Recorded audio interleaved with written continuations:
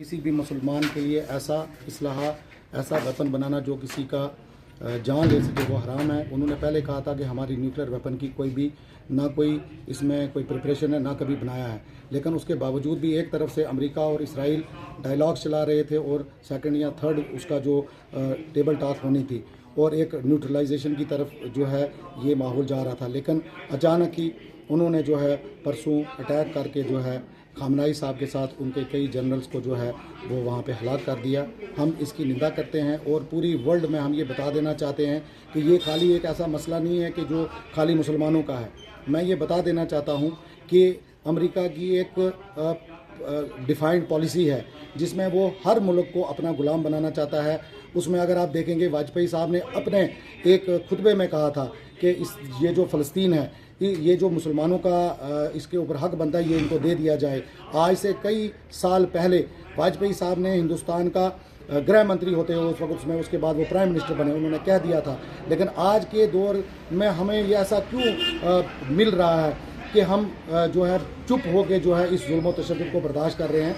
वक्त आ गया है, हम इन चीज़ों की निंदा करते हैं और आने वाले वक्त में अगर इस किस्म की कार्रवाई होगी तो हम उसका मुंह तोड़ जवाब देंगे। सोचना ही गलत है। उन्होंने कभी भी अपने आप को जो है शियों का लीडर नहीं कहा है, उन्होंने अपने आप को लीडर कहा है पूरे मुसलमानों का। आलम इंसानियत में अपने आप को उन्होंने प्रोजेक्ट किया है और उन्होंने एक बार वजाहत के साथ कही है और हमेशा कहते आ रहे हैं कि और अमेरिका को एक हफ्ते पहले उन्होंने कहा कि तूने पिछली बार अटैक किया और तूने क्लियरेंस दी कि अमेरिका के पास न्यूक्लियर वेपन नहीं है, और अगर जब न्यूक्लियर वेपन तुम्हारी कमेटी डिक्लेयर करती है, आज कहां से आ गया 6 महीने के अंदर। दूसरी बात, ये स्पिरिचुअल लीडर आम लीडर नहीं होते हैं। वो लोग जो उनकी दाढ़ी को देख के आज हंसते हैं उनको बुढ़ा कहते हैं, उनके लिए शर्म की बात है। स्पिरिचुअल लीडर को मालूम होता है कि वो कब मरने वाला है। चंद यौम कबल उन्होंने अपने जो जानशीन है उसको डिक्लेयर कर दिया और उन्होंने कह दिया मैं रहूं या ना रहूं, ईरान रहे लेकिन इस्लाम रहना चाहिए। जो शख्स अपनी शख्सियत के लिए छुपने के लिए इंटेलिजेंस की 2 दिन पहले उन्होंने कहा आपको खतरा है, आपको हम बंकर देते हैं, आप उन्होंने कहा कि ये जो 19 में नहीं है, मैं अपने आप को बंकर में नहीं छुपा सकता हूं। और एक तरफ से अमेरिका और इसराइल मुज़ाकरात की बात करते हैं, टेबल टॉक की बात करते हैं, और दूसरी तरफ वो उनके रेजिडेंस पे अटैक करते हैं, बंकर पे नहीं करते हैं। आपने वो वीडियोस देखी होंगी जिसमें वो खुद शहीद होते हैं, उनकी बेटी, उनका दामाद और उनके 2 छोटे बच्चे शहीद होते हैं और उनके साथ जनरल शहीद होते हैं। और उन्होंने बता दिया अगर छुपना होता तो मैं किसी और मुल्क में जाके छुपता। लेकिन ये बात याद रखिए, उन्होंने आज अमेरिका ने और इसराइल ने ईरान के ऊपर अटैक किया और ईरान ने पहले वार्न किया था अगर तूने अटैक किया हम तुम्हारा मुंह तोड़ जवाब देंगे।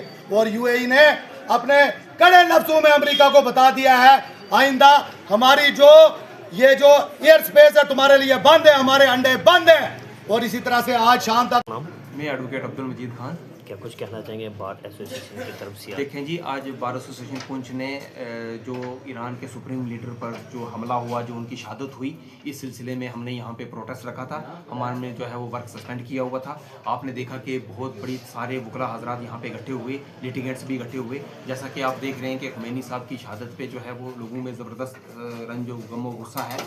वो एक उन पे हमला नहीं था, वो पूरी एक इंसानियत का हमला था। अमेरिका और इसराइल ने जो हमला किया उसमें जो बच्चे शहीद हुए, जो नासमझ लोग बच्चे शहीद हुए, पूरी दुनिया में उसका ज़बरदस्त रंज गम है। आज हमारे रियासत में भी कई जगह पे जो है वो कम्प्लीटली बंद रखा गया है और कुछ जगह पे जो है वो कल हमने जो है मैं अल जमात का वो प्रेसिडेंट भी हूँ।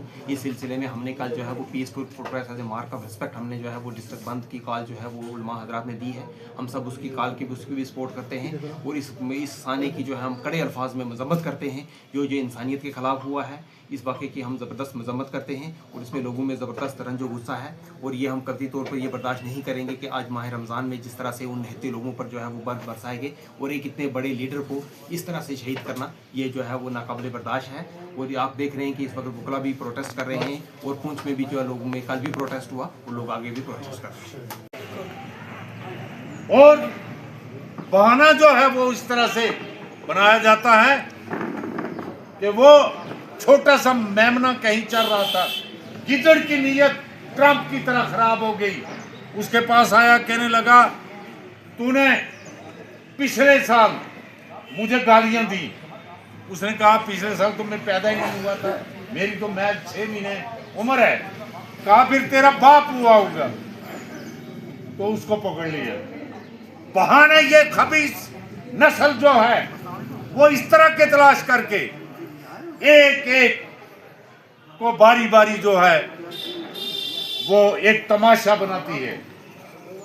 लाख इख्तिलाफ के बावजूद मैं ये कहूंगा कि को जब फांसी दी गई तो उसने एक आखिर में एक जुमला कहा जो आज सही साबित हो रहा है कि आज मेरी बारी है, अपनी अपनी बारी आई।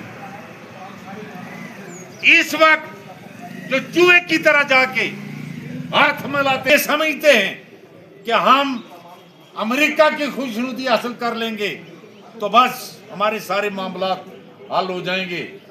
आज की इस तकरीब के हवाले से मुख्तसर तौर पर यह अर्ज़ करता चलूँ कि आलम इंसानियत कल के हमले की वजह से शर्मिंदा है और जितने भी इंसानी हकूक़ के पासदारान हैं वो शर्म से मुँह छिपाए हुए हैं, क्योंकि आप सब इस बात से बाखूबी वाक़फ़ हैं कि एक 86 साल का बुज़ुर्ग जो दौर हाज़िर के यजीद यानी डोनाल्ड ट्रंप और आज के दौर के फ़िरऔन नेतन्याहू के सामने सर निगू नहीं हुआ, बल्कि वो सीना सिपर होकर खड़ा रहा और तमाम तर दबाव को बर्दाश्त करते हुए उनकी बैत कबूल नहीं की और सर कटाने के लिए तैयार हुआ। हमारा सलाम हो उस अजीम रहबर पर कि जिसने हमें ज़िंदगी का दर्स दिया कि जब भी कभी ऐसे हालात पैदा हों तो आपने मौत को गले लगा लेना है, ज़िंदगी को ठोकर मार देनी है। मैं ये कहूँगा कि हमारा सलाम हो उस अजीम रहबर पर कि जिसने अपने 10 करोड़ आवाम के लिए अपनी जान को दे दिया लेकिन ख़ुद किसी मुल्क में मुंतकिल नहीं हुआ। हमारा सलाम हो उस अजीम रहबर पर कि जिसने ज़िल्लत की मौत के बजाय ज़िल्लत की ज़िंदगी के बजाय इज़्ज़त की मौत को गले लगाया। और मैं ये अर्ज़ करता चलूँ कि ये जो हमला ईरान के supreme leader Ayatollah Sayyed Ali Khamenei पर हुआ है, ये हमला सिर्फ उनकी ज़ात पर नहीं है बल्कि ये हमला हमारे दिलों पर भी है, हमारे अकीदों पर भी है, हमारे मज़हब पर भी है और ये हम भूलेंगे नहीं।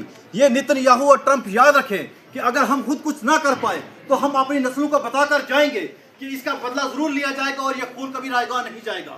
हमारे दिल मजरूह हैं, हमारे जहन ज़ख्मी हैं।